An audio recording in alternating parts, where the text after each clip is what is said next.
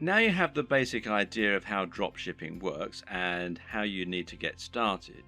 You can begin to think about how you're going to build your own business. This all begins with choosing your product and choosing your industry or niche. The product, of course, is going to be the item that you intend to sell, and this is going to be dictated by the industry or niche that you choose to enter. An industry or niche is the subject matter that you intend to write on and the industry that you want to operate your business in.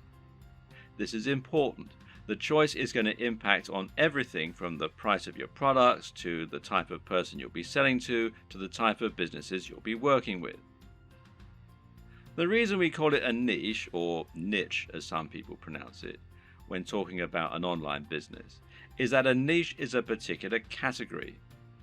This is not only your subject matter, but also the type of person who is going to be reading your content.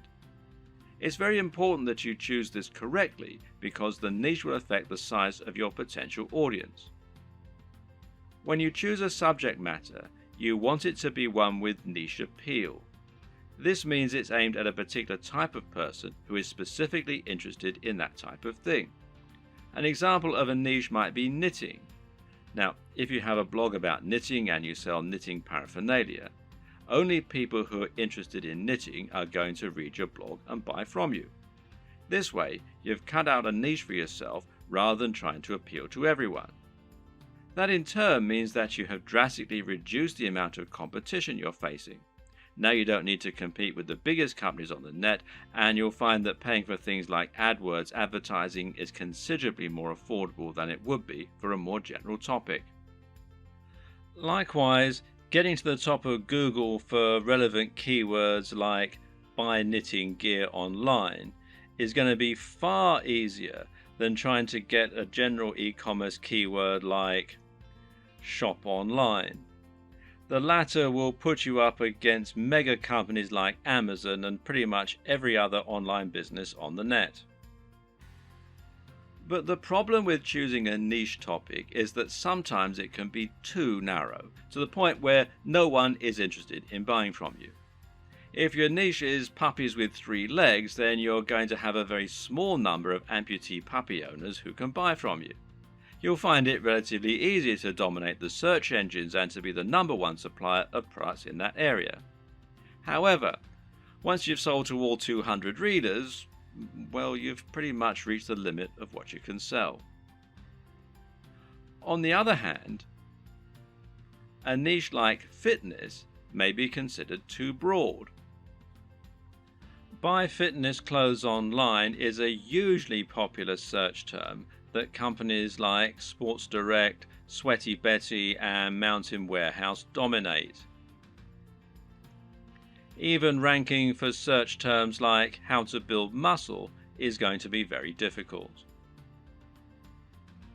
The perfect niche or industry is one with a broad appeal, but which still gives you a unique twist.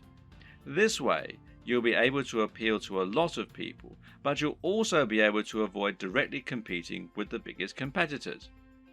This will also give you a better route to market, which is a term that describes any direct access you might have to your target audience.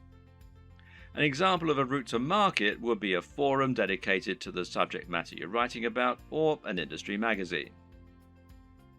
With all this in mind, how do you find the perfect niche for you? Well, there are a few things to consider. Now, a lot of people watching this are going to already have a blog or a website. In that case, the best niche is obviously going to be the one that you're already in. All you need to do is simply pick a product that your current readership will enjoy. You should already have their trust, so all that's left to do is to offer them products and explain how and why they can benefit from them. Then there's an area you're already interested in. This will often align with the last point, but you should always pick a niche that you find personally interesting. This makes a gigantic difference to the quality of the content you put out, to your ability to pick the best product, and more. Remember, as a blog owner, you're going to be required to write thousands of lines of content on this subject in order to demonstrate your expertise and to gain the trust of your voters. If you don't know anything about the niche, this is going to come across in your writing and you're going to find it a very dull job. On the other hand, if you have a legitimate love of the niche you're writing in, you'll find it no chore at all to write all that content, and you'll find it much easier to wow your readers with what you know. What's more, you'll have a better idea of how to pick a truly great product that will stand out and attract your audience. You'll have your finger on the pulse. There are also niches where you have an upper hand. Again, this relates directly to the previous two examples in many cases. Suffice to say that most of us will have contacts and advantages in some niches that give us an edge. Perhaps, for example, you happen to know the owner of a very big fitness website or of a very big fitness magazine. Knowing this person will thereby make it much easier for you to get a cheaper advert or maybe even an article inside the magazine. Now you can reach out to that audience directly and hopefully sell more product. Have a long think about your list of contacts and friends, and then consider finding a product that will let you make the most of those advantages. If you look at affiliate marketing, digital products, and internet marketing as a whole, you'll notice that certain niches stand out as being far the most popular, and those are fitness, making money, and dating. Now, why are these the most popular niches? On the one hand, it's because they have the broadest appeal. But the biggest reason is that they offer the best value proposition.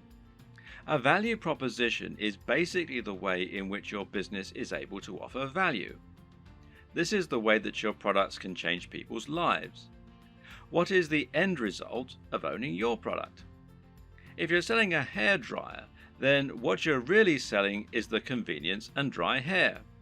If you're selling clothes, then what you're really selling is the ability to feel good about yourself, to look sexy, and hopefully to thrive in your career and in dating as a result. This is what sells. Try and sell a book about cats and you're not really offering much beyond a few hours of entertainment. But sell a book about making money and you're selling a dream. By choosing a product that can really change people's lives, you're providing much more value, even if the manufacturing costs stay the same. Now, this lets you charge more and make more money as a result, and it basically comes down to the niche. In order to tick all these boxes, one strategy you can use is to target a sub-niche, a niche within a niche. An example of this is targeting a specific type of person within the fitness niche. How about fitness for the over 50s or dieting for the diabetic? You could even do strength training for martial artists.